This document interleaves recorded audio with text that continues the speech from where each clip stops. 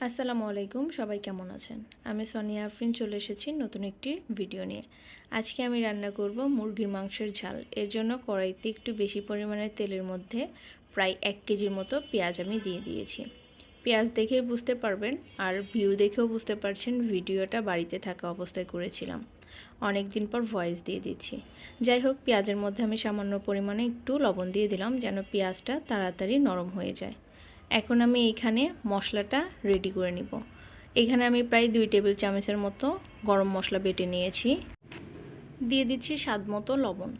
মশলা এবং লবণ ঠিকভাবে নিলে সব তরকারি একটু বেশি টেস্ট লাগে। এখন এটার মধ্যে এক এক করে আমি দিয়ে দিব 2 টেবিল চামচের মতো রসুন বাটা, 2 টেবিল চামচের একটু কম আদা বাটা।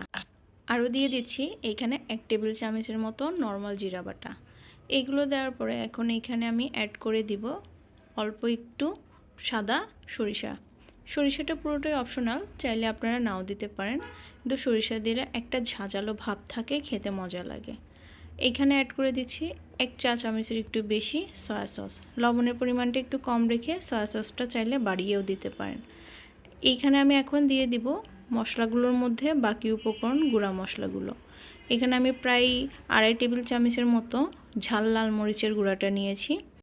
আরও দিয়ে দিব এইখানে 1.5 টেবিল চামচের মতো ধনিয়া গুঁড়াটা। দিয়ে দিব 1 টেবিল চামচের একটু কম হলুদের গুঁড়াটা। সব মশলাগুলো সঠিক উপকরণে দিয়ে দিতে হবে। এইখানে আমি মশলাটা মিক্স করে নিব। এখন দেখেন, এদিকে আমি পেঁয়াজটা ভেজে নিয়েছি, একটু নিচে দিয়ে লেগে গিয়েছিল আর খুন্তিটাও একটু গরম হয়ে গেছিলো, সেই জন্য আমি এইখানে কাপড় দিয়ে ধরে নিয়েছি।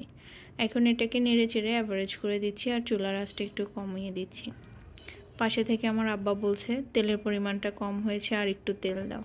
প্রায় এইখানে আমি আবার 3-4 চামচের মতো তেল অ্যাড করে দিয়েছি।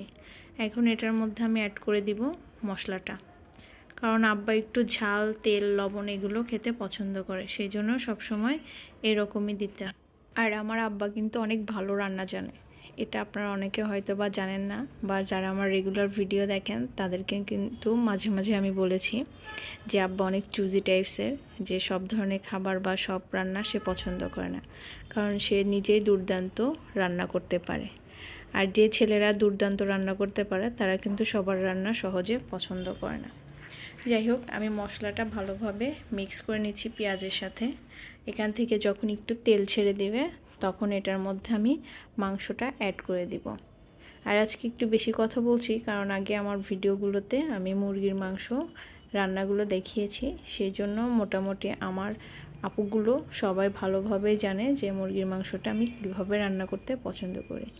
দেখেন, এটার মধ্যে থেকে যখন এরকম তেল বের হয়ে যাবে তখন এখানে আমি মাংসগুলো দিয়ে দেব। মাংসগুলো দিয়ে আবার ভালো করে নেড়েচেড়ে কষিয়ে নিতে হবে। মাংসগুলো ভালোভাবে না কষালে, যেহেতু ফার্মের মুরগি, ভিতর থেকে একটা গন্ধ আসবে, সেই জন্য সবসময় আমি মাংসগুলো কষিয়ে নিই ভালোভাবে, তারপরে এখানে ঝোলটা অ্যাড করি। এই যে বাড়িটা আসলে অনেক বেশি মায়ার জায়গা। আমি বাড়ির ভিডিওগুলো যখনই এডিট করতে বসি তখনই মায়ায় পড়ে যায়, মনে পড়ে যায় আমার সেই দিনগুলো, যে ছোট থেকে বড় হয়েছি এই বাড়িতে, আমার প্রিয় মানুষগুলো এই বাড়িতেই রয়েছে। তারপরেও কি করা, মেয়ে হয়ে জন্ম নিয়েছি, চলে তো আসতে হবেই। তারপর আমার শ্বশুরবাড়ির সবাই মাশাআল্লাহ অনেক বেশি সাপোর্টিং, আমাকে খুব ভালোবাসে, সেই জন্য ততটা বাড়িকে মিস না করলেও হয়, বা বাড়ির কথা ততটা মনেও পড়ে না। তারপর ভিডিও এডিট করতে গেলে যখন বাড়ির ভিডিওগুলো দেখি তখন মিস করি। আমি অল্প একটু পানি দিয়ে মাংসটা কষিয়ে নিয়েছি। এবার 1 বাটির মতো একটু পানি দিয়ে ঝোল হিসেবে দিয়ে দিলাম। এখন ঢেকে দিব। মোটামুটি ঢেকে দেওয়ার পর মাংসটা যতটুকু সিদ্ধ হওয়া বাকি আছে ততটুকু সিদ্ধ হয়ে যাবে। এরপরে আমি এখানে অ্যাড করে দিব রেডিমেড একটু মাংসর মশলাটা।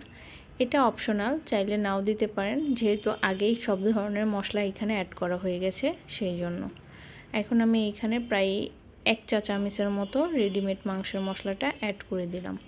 এটা ঘরে ছিল, নষ্ট হয়ে যাবে, এর জন্য আমি দিয়ে দিলাম এখানে। এখন এটাকে নেড়ে চেড়ে আর একটু ঝোল কমিয়ে নিতে হবে, কারণ এটা ঝোল ঝোল হবে না, এটা পুরো মাখো মাখো হয়ে যাবে। ওই পর্যন্ত আমাদেরকে একটু ওয়েট করতে হবে। এই তো ফাইনাল লুক এরকম হয়ে গেছে। দেখেন মাশাআল্লাহ কি লোভনীয় লাগছে, আর উপর দিয়ে তেলটা ভেসে আসছে। অনেক বেশি মজা হয়েছিল। নানা অনেক বেশি পছন্দ করেছিল।